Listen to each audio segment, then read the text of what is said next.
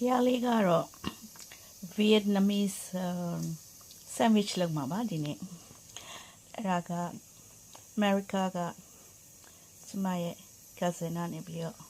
သူစားခဲ့တာလို့ပြောပြမှာငါဖဲ sandwich တခါမှမကြဘူးလေဆိုတော့အဲ့ဒါလေးကိုသူပြောတာနဲ့အရင်စားခြင်းလို့ကိုယ့်ဟာကိုယ်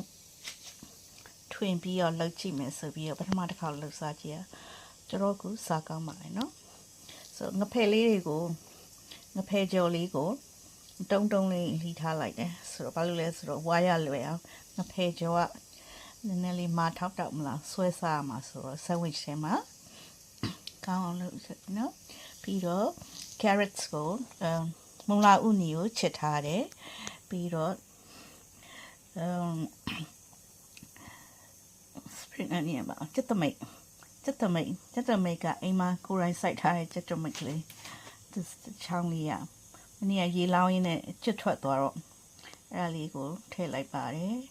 ဒါကတော့ဘာခေါ်ပါလဲ English salad ရွေးတော့နည်းနည်းခါသက်ရှိတယ်ဘာလို့မသိခေါ်ရrocket salad လို့ပြောတယ်ဆိုတော့အလေးကျပေါက်တဲ့အရွက်ကလေးပဲဒါပေမဲ့အသေးတွေပါကိုကောင်းတယ်လို့ပြောလို့အဲ့ဒါလေးစားတယ်ပေါ့နော်ပြီးတော့ mayonnaise ထဲမှာ peri peri ရဒီ mayonnaise ကိုနည်းနည်းလေးဆက်ကလေးလုပ်ထားပြီးတော့ sriracha sauce ထည့်ပြီးတော့လုပ်ပါမယ်ဒီကတော့ဒီ Italian bread ပါအဲ့ဒါကိုနှစ်ပိုင်းခွဲပြီးနှစ်ချမ်းပြီးတော့air fryer ထဲမှာ2မိနစ်လောက်ခင်းပါမယ်ဒီ air fryer ကို2မိနစ်လောက်ထည့်ပြီးတော့ဘာလို့လဲဆိုတော့ grill လုပ်မှာ grill ကို2မိနစ်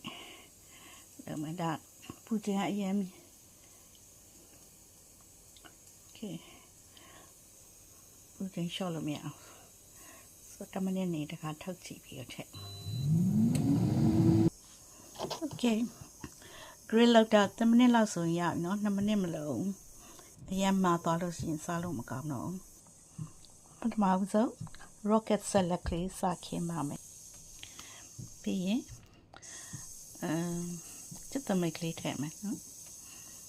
ဒီထည့်မယ်ကျက်တမိတ်ထည့်ပြီးရင်